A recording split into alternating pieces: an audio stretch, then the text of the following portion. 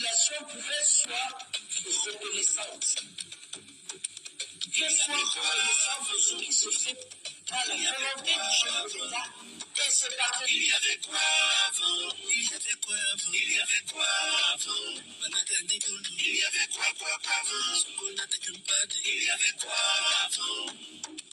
On avait Cameroun Airlines, Combi, la régie Faircam, Kamengo, Sodekao, Download, Wopalo, la sondelle est partie chez nous, Fonater, on a mis à terre, Mecte, Kamchi avec 3 bateaux, quoi?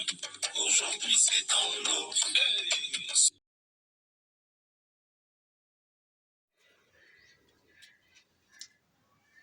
Justement, le monde qui évolue aujourd'hui nous permet, à l'instant T, d'être renseigné sur toutes nos intentions et sur tous nos faits. Et cet événement qui est devenu viral dans les réseaux sociaux aujourd'hui avec la déclaration du ministre de l'Habitat, Célestine Cortés Ketia, donc nous interpelle tous.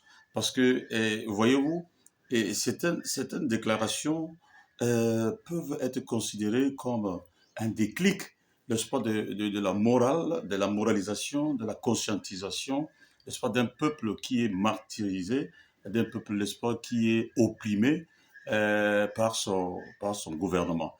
Et voyez-vous, quand un gouvernement arrive à cette position, n'est-ce pas, de super-héros et d'intouchable face à un peuple, n'est-ce pas, qui de plus en plus commence à se rappeler, n'est-ce pas, de ses responsabilités de base. Parmi ces responsabilités de base, n'est-ce pas, l'acte de choix et de désignation des personnes habilitées à nous gérer.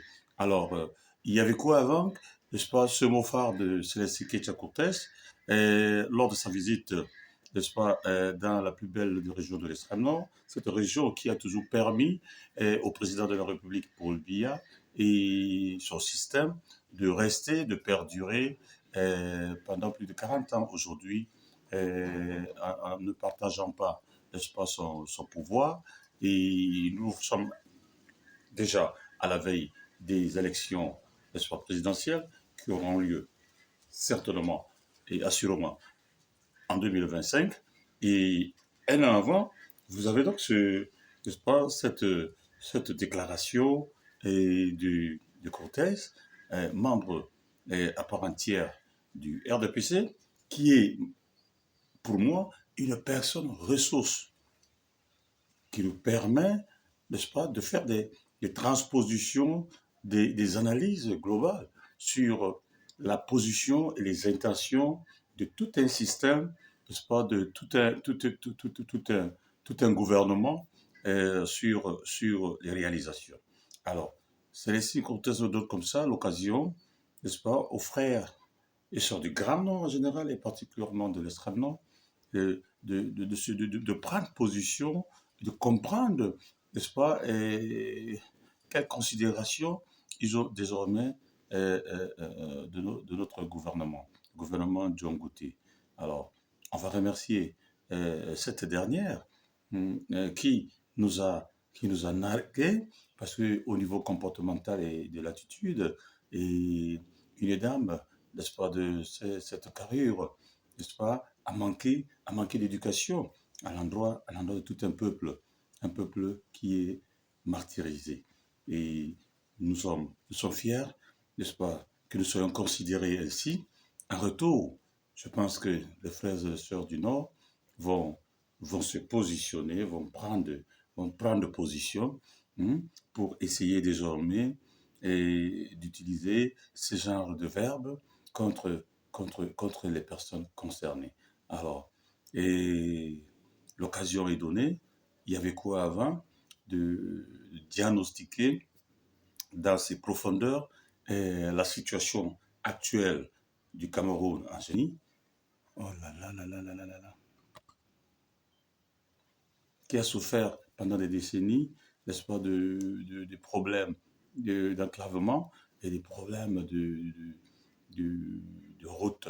Et la grâce a voulu que le projet CDD puisse, à travers le remboursement de la dette bilatérale entre la France et le Cameroun, n'est-ce pas, profiter de cette manne pour qu'enfin on puisse souffler au niveau des artères de la ville de Maroua.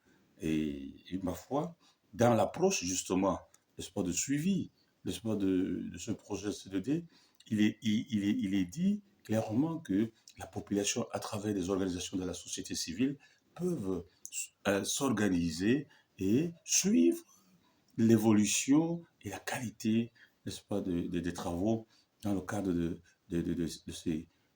ces travaux de bitumage des artères de la ville, des artères principales de la ville de Maroua.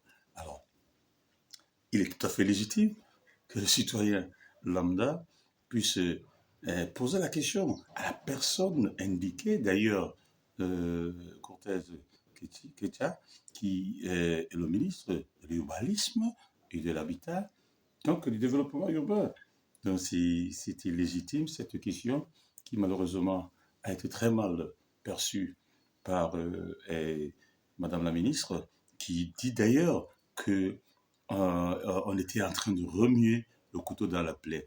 Bon, de quelle plaie s'agit-il en ce moment? Parce que la population qui est meurtrie avait plutôt pensé que c'était l'opportunité pour cette population, pour elle, de questionner, de resserrer des travaux qui est en train de se réaliser, à la qualité des travaux qui est en train de se réaliser en ce moment, afin que cette dernière prenne des dispositions ou bien rapporte l'information fidèlement au Premier ministre, qui également doit certainement donner un compte rendu au président de la République, qui, ma foi, ne devrait pas blaguer avec les travaux, la réalisation des travaux dans cette partie du pays qui souffre parce que c'est la plus belle fille du renouveau et donc devait bénéficier d'une attention davantage particulière de son Excellence le Président de la République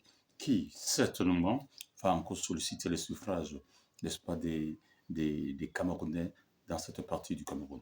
Alors, Madame Cortez, au-delà de votre comportement qui laisse à désirer, au-delà de votre perception négative, n'est-ce pas, des peuples et des peuplements de cette partie que vous avez adoptée comme une fille, n'est-ce pas, de l'extrême nord, parce que voyez-vous, vous y avez grandi, vous avez partagé nos cultures et nos langues, et certainement nos mets, et vous connaissez très bien l'hospitalité qui est particulière dans cette partie de la République du Cameroun, et également le respect qui est endogène et génétique au peuple du Sahel.